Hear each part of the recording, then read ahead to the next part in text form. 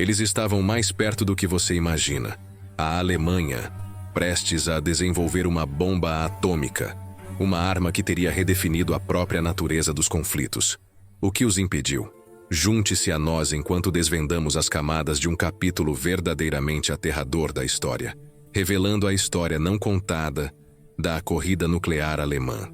No final de 1938, em um laboratório em Berlim, a química alemã Lise Meitner e o químico Otto Hahn realizaram experimentos que desencadeariam uma das descobertas mais importantes do século XX. Ao bombardear urânio com nêutrons, eles observaram algo extraordinário. O núcleo do átomo de urânio se dividia, liberando uma quantidade imensa de energia. Era a fissão nuclear, e suas implicações eram tão profundas quanto assustadoras. A notícia se espalhou rapidamente pela comunidade científica internacional. Em poucos meses, físicos em todo o mundo compreenderam que essa descoberta não era apenas uma curiosidade científica. Se a fissão pudesse ser controlada e transformada em uma reação em cadeia, a energia liberada seria milhões de vezes mais poderosa que qualquer explosivo convencional. Uma bomba baseada nesse princípio teria o poder de destruir cidades inteiras em um único instante. A Alemanha nazista, que havia feito essa descoberta em seu próprio território, possuía uma vantagem inicial inegável. O regime de Adolf Hitler já havia demonstrado sua ambição de dominar a Europa e, eventualmente, o mundo. Agora, a possibilidade de desenvolver uma arma de destruição sem precedentes estava ao seu alcance. A pergunta não era se eles tentariam, mas quão longe conseguiriam chegar. Logo após o início da Segunda Guerra Mundial, em setembro de 1939, o governo alemão reconheceu o potencial militar da fissão nuclear. Em abril de 1939, apenas meses após a descoberta de Hahn, o Ministério da Educação alemão já havia sido alertado sobre as possibilidades militares da energia nuclear por físicos preocupados com as implicações estratégicas. O Heereswaffenamt, o Departamento de Armamentos do Exército Alemão, assumiu o controle do programa nuclear em setembro de 1939. Eles reuniram os principais físicos nucleares do país e estabeleceram o que ficou conhecido como Uranverein, o Clube do Urânio. Este grupo incluía alguns dos cientistas mais brilhantes da Alemanha: Werner Heisenberg, vencedor do Prêmio Nobel de Física em 1932, Carl Friedrich von Weizsäcker, Walter Bothe e Kurt Dibner. Werner Heisenberg, em particular, era uma figura central. Considerado um dos pais da mecânica quântica, Heisenberg tinha apenas 38 anos quando a guerra começou, mas já era reconhecido mundialmente por suas contribuições à física teórica. Sua presença no programa nuclear alemão representava tanto uma promessa quanto uma preocupação para os aliados. Se alguém pudesse desenvolver uma bomba atômica para Hitler, seria Heisenberg. O programa foi organizado em várias frentes simultâneas. Uma equipe trabalhava no Kaiser Wilhelm Institut für Physik em Berlim, que havia sido efetivamente nacionalizado para fins militares. Outros grupos operavam em universidades em Leipzig, Heidelberg e Hamburgo. A coordenação entre esses grupos nem sempre foi eficiente, um problema que perseguiria o programa até o fim. Desenvolver uma bomba atômica não era simplesmente uma questão de compreender a teoria por trás da fissão nuclear. O caminho da teoria à arma funcional estava repleto de desafios técnicos monumentais, cada um representando anos de pesquisa e desenvolvimento. O primeiro grande obstáculo era a obtenção de material físsil em quantidade suficiente. Os cientistas identificaram rapidamente dois caminhos possíveis: urânio-235, um isótopo raro que representa apenas 0,7% do urânio natural, ou plutônio-239, um elemento artificial que precisava ser criado em reatores nucleares. A separação do urânio-235 do urânio-238 mais comum era um processo extraordinariamente difícil. Os dois isótopos são quimicamente idênticos, diferindo apenas em massa atômica. Várias técnicas foram propostas: difusão gasosa, ultracentrifugação, separação eletromagnética, Cada método requeria instalações industriais massivas, consumo energético imenso e tempo. Muitos meses de trabalho contínuo seriam necessários para produzir mesmo pequenas quantidades de urânio enriquecido. O caminho do plutônio apresentava seus próprios desafios. Primeiro, seria necessário construir um reator nuclear funcionando em escala, algo que nunca havia sido feito. Este reator precisaria usar urânio natural como combustível e um moderador de nêutrons para sustentar uma reação em cadeia controlada.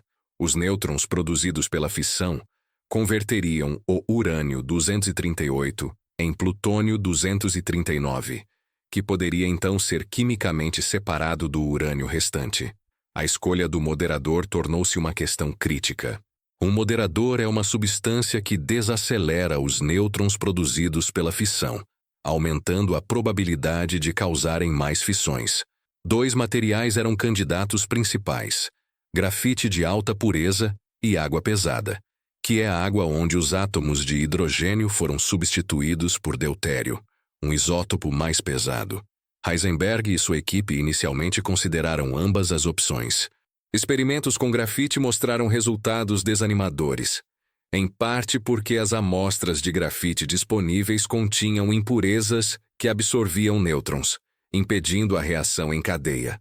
Essa avaliação negativa levou os alemães a concentrarem seus esforços na água pesada, uma decisão que teria consequências profundas. A água pesada era produzida em quantidades comerciais em apenas um lugar no mundo: a usina hidrelétrica de Vemork, na Noruega, operada pela empresa Norsk Hydro.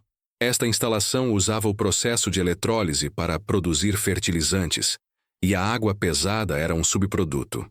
Antes da guerra, a produção era de apenas alguns quilogramas por mês, destinados principalmente a laboratórios de pesquisa. Quando a Alemanha invadiu a Noruega em abril de 1940, uma das prioridades foi assumir o controle da planta de Vemork. Os alemães imediatamente ordenaram um aumento dramático na produção de água pesada, reconhecendo sua importância crítica para o programa nuclear. A produção foi aumentada para cerca de 120 kg por ano, mas mesmo isso era insuficiente para as necessidades previstas. Os aliados, particularmente os britânicos, rapidamente compreenderam a importância estratégica de Vemork. Se os alemães precisavam de água pesada em grandes quantidades, significava que estavam trabalhando seriamente em um programa nuclear. A decisão foi tomada. A produção de água pesada deveria ser interrompida a qualquer custo. Em fevereiro de 1943, uma operação de sabotagem ousada foi executada. Um grupo de comandos noruegueses treinados pelos britânicos, conhecidos como Operação Gunnerside, infiltrou-se na planta fortemente guardada de Vemork. Em uma das operações especiais mais bem-sucedidas da guerra, eles destruíram os equipamentos de produção de água pesada sem disparar um único tiro e escaparam através das montanhas congeladas. Os alemães reconstruíram a instalação em poucos meses, mas em novembro de 1943, os aliados lançaram um bombardeio aéreo massivo contra Vemork. Embora o bombardeio não tenha destruído completamente a planta, os danos foram significativos. Os alemães decidiram então transportar todo o estoque de água pesada restante e os equipamentos de produção para a Alemanha. Em fevereiro de 1944, a resistência norueguesa recebeu inteligência sobre o transporte. O estoque de água pesada, cerca de 600 kg, seria enviado através do lago Tingsju, a bordo de um ferry.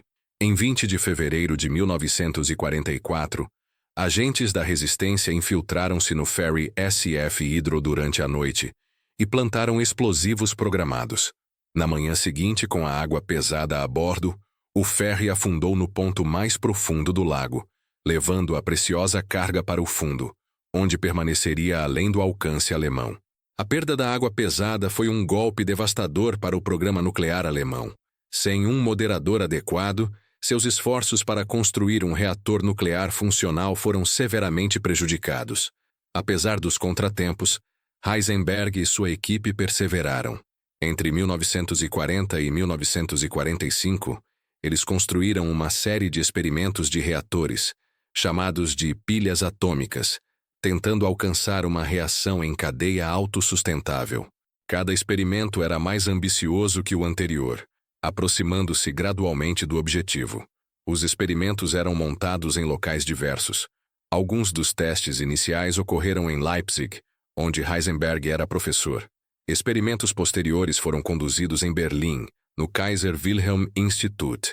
À medida que o bombardeio aliado intensificava-se sobre as cidades alemãs, o programa foi gradualmente transferido para locais mais seguros. A configuração típica consistia em camadas alternadas de cubos de urânio metálico e óxido de urânio suspensos em um tanque contendo água pesada. A ideia era criar uma geometria que maximizasse a probabilidade de nêutrons causarem fissão, enquanto minimizava sua perda por absorção ou escape.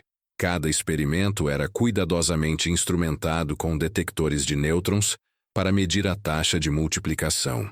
O experimento mais avançado, conhecido como B8, foi montado em uma caverna de cerveja subterrânea em Haigerloch, uma pequena cidade no sul da Alemanha, no início de 1945. Esta escolha de local refletia a situação desesperadora da Alemanha naquele estágio final da guerra. As grandes cidades estavam em ruínas, os recursos eram escassos, e a rede de transporte estava se desintegrando sob o bombardeio constante. O reator B8 usava cerca de 1,5 toneladas de urânio metálico e 1,5 toneladas de água pesada. Quando o reator foi ativado em março de 1945, as medições mostraram que Heisenberg estava próximo, mas ainda não havia alcançado uma reação em cadeia autossustentável. Estimativas sugerem que eles precisariam de cerca de 50% mais urânio e água pesada para atingir a criticidade. Mas o tempo havia se esgotado. As forças aliadas estavam avançando rapidamente em território alemão de todas as direções. A guerra estava claramente perdida, e o programa nuclear alemão nunca completaria seu objetivo. Os aliados, especialmente os americanos, estavam profundamente preocupados com o progresso do programa nuclear alemão. Em dezembro de 1943, foi criada a missão AUSSUS, uma operação de inteligência especializada projetada para seguir as forças aliadas que avançavam pela Europa e avaliar o status dos esforços nucleares, químicos e biológicos alemães. A missão foi liderada pelo coronel Boris Pasch, um oficial de contra-inteligência experiente, e pelo físico Samuel Goldschmidt, que tinha conhecimento profundo da física nuclear e dos cientistas alemães. A equipe incluía cientistas, oficiais de inteligência e especialistas técnicos capazes de avaliar rapidamente instalações capturadas. À medida que as tropas aliadas libertavam território ocupado pelos alemães, a missão AUSSUS estava logo atrás, identificando e apreendendo documentos científicos, equipamentos e, crucialmente, cientistas. Em novembro de 1944, quando Estrasburgo foi libertada, a equipe AUSSUS descobriu documentos do físico Carl Friedrich von Weizsäcker, que forneceram as primeiras evidências concretas de que o programa alemão estava focado em reatores nucleares para a produção de plutônio. Em abril de 1945, enquanto a guerra na Europa se aproximava do fim, a missão AUSSUS identificou o local do último experimento de reator de Heisenberg, em Haigerloch. Em 23 de abril, as tropas aliadas capturaram a cidade. A equipe AUSSUS entrou na caverna subterrânea e encontrou o reator incompleto, junto com o precioso estoque de urânio e água pesada. Dias depois, Heisenberg foi localizado e preso em sua casa de campo na Bavária. Otto Hahn, Carl von Weizsäcker, Walter Geertz, Kurt Dibner e outros cientistas-chave do programa também foram capturados nas semanas seguintes. Todos foram levados para a Inglaterra e internados em Farm Hall, uma mansão de campo perto de Cambridge, onde suas conversas foram secretamente gravadas pelos serviços de inteligência britânicos. Nardro, Farm Hall, revelações em cativeiro. As gravações de Farm Hall forneceram insights extraordinários sobre o pensamento dos cientistas alemães. Os 10 físicos internados incluíam os principais nomes do programa nuclear alemão, e eles não sabiam que cada palavra era registrada. Em 6 de agosto de 1945, o oficial britânico responsável informou aos cientistas sobre o bombardeio atômico de Hiroshima. A reação inicial foi de descrença. Heisenberg e outros questionaram se era realmente uma bomba atômica ou se era propaganda aliada. Otto Hahn ficou profundamente perturbado, sentindo responsabilidade pessoal pela descoberta que havia tornado possível tal destruição. Nas conversas gravadas dos dias seguintes, os cientistas alemães debateram entre si como os aliados haviam conseguido construir a bomba quando eles próprios haviam falhado. Heisenberg fez cálculos rápidos, tentando estimar quanto urânio-235 seria necessário para uma explosão. Inicialmente, ele chegou a números muito maiores do que a realidade, sugerindo possíveis deficiências em sua compreensão técnica da bomba. Mais revelador ainda foi a discussão sobre sua própria contribuição ao esforço de guerra.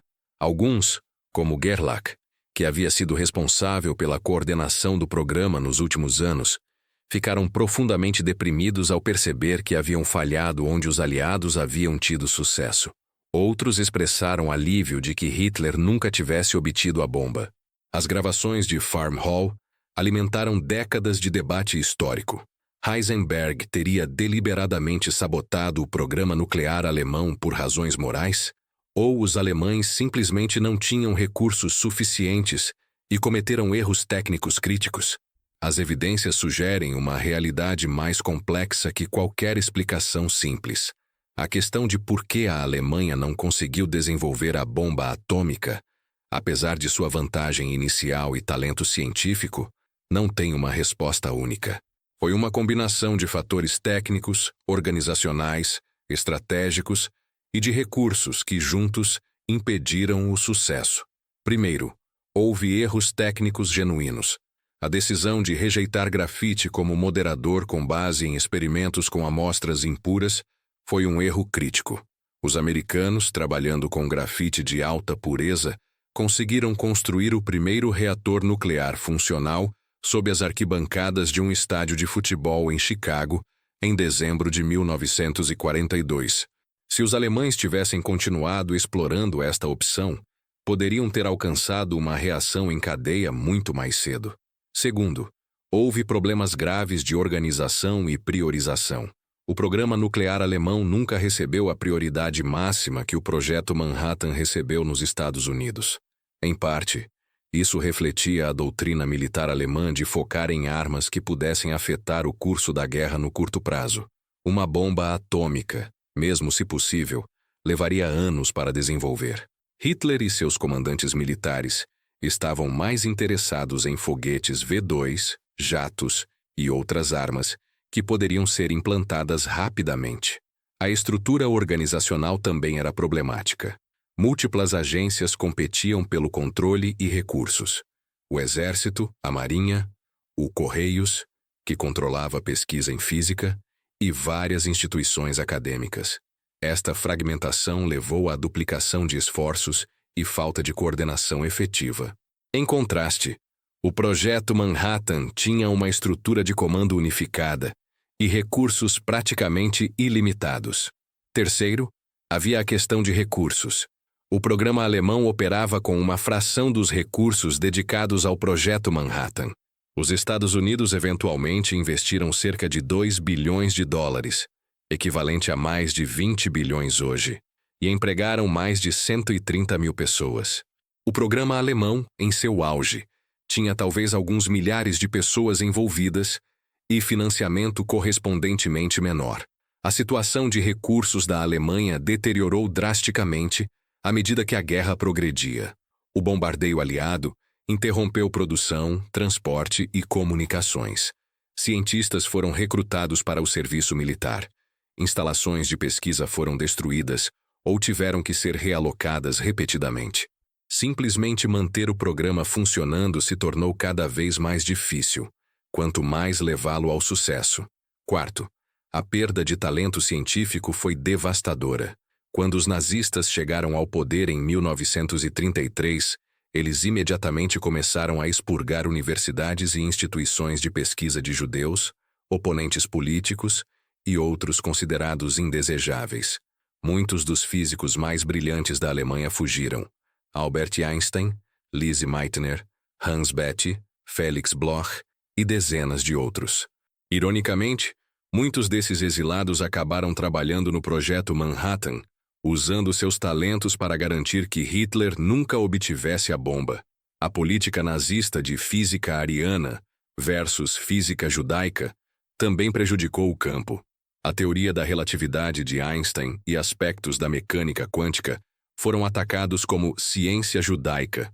Embora físicos como Heisenberg resistissem a essa idiotice ideológica, o clima era sufocante para a pesquisa científica genuína. Finalmente, há a questão de intenção e urgência.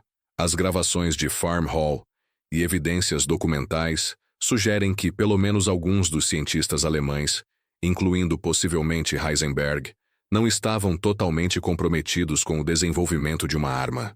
Eles focaram em reatores para a produção de energia, que também poderiam eventualmente produzir plutônio para armas, mas o caminho direto para a bomba nunca foi perseguido com a urgência que caracterizou o Projeto Manhattan. Alguns historiadores argumentam que os cientistas alemães, consciente ou inconscientemente, arrastaram os pés, aliviados por trabalharem em algo com aplicações militares menos imediatas. Outros argumentam que eles simplesmente não compreenderam completamente os requisitos técnicos para uma bomba, ou subestimaram drasticamente sua viabilidade.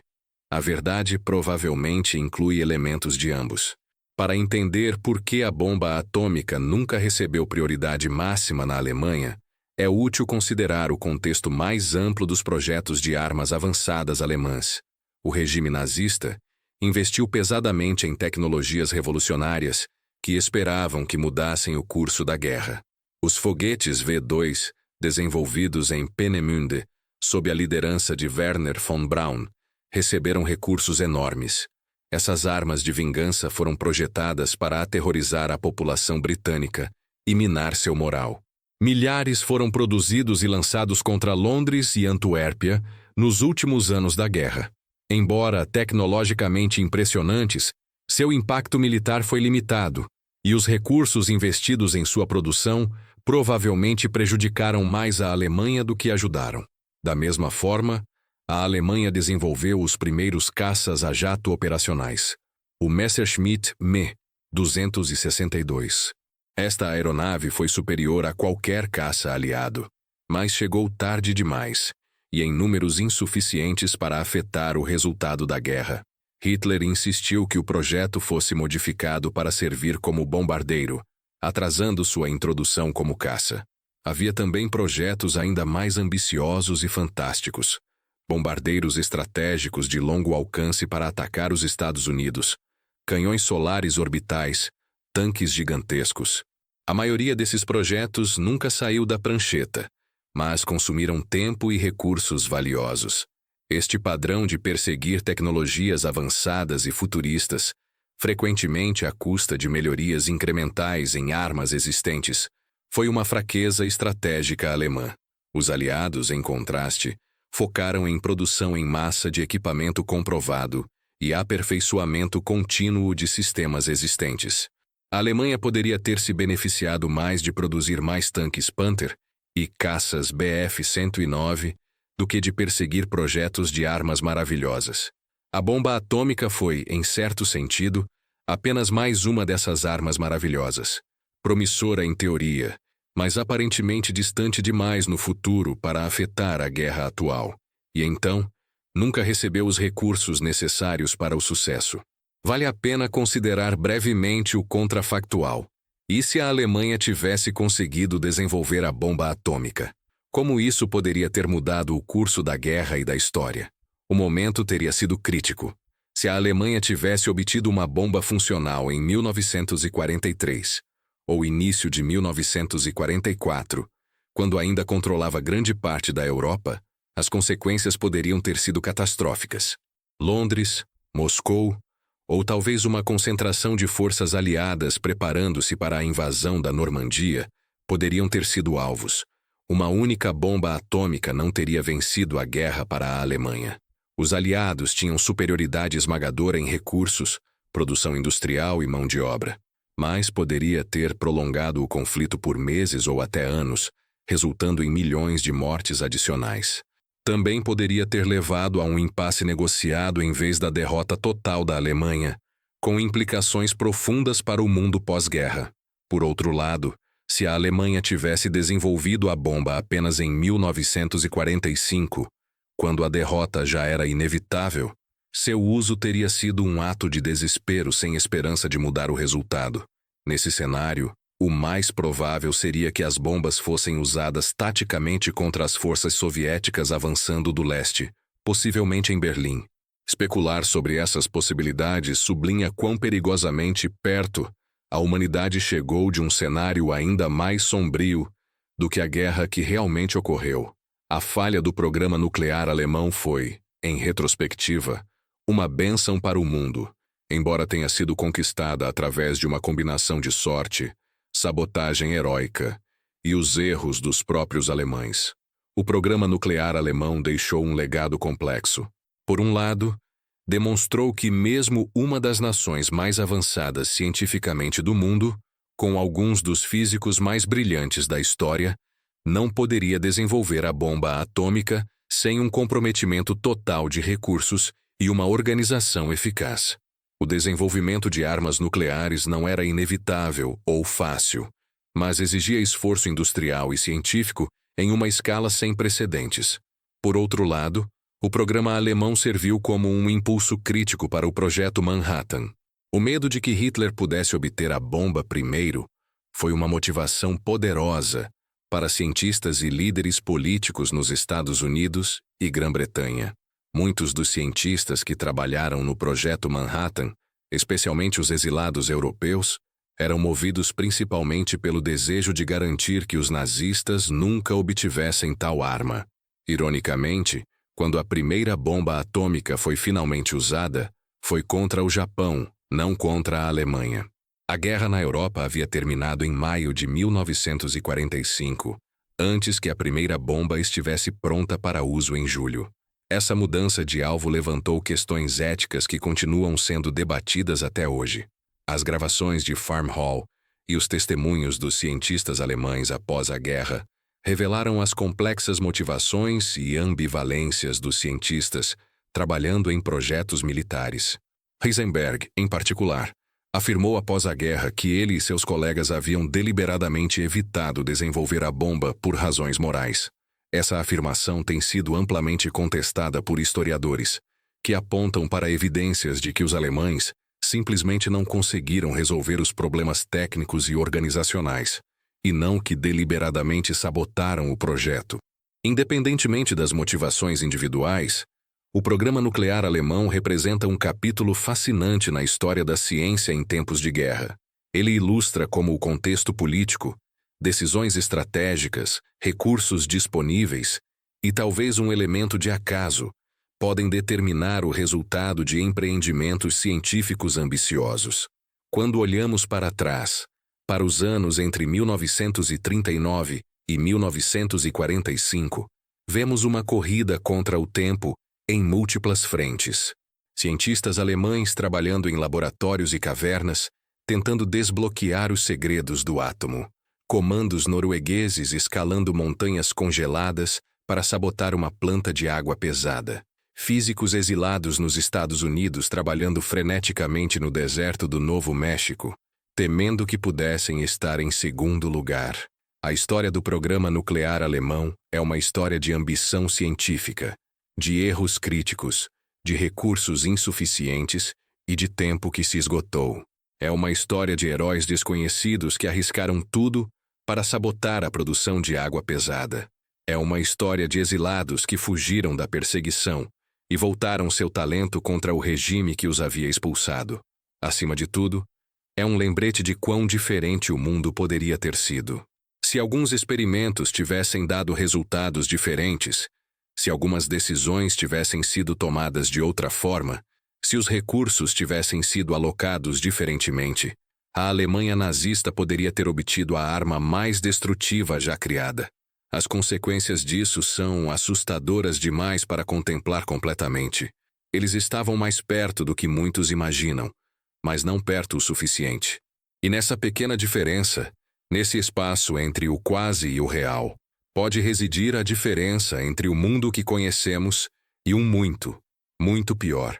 A bomba atômica alemã permaneceu uma possibilidade assustadora, uma sombra sobre a história, mas nunca uma realidade. E por isso podemos ser profundamente gratos.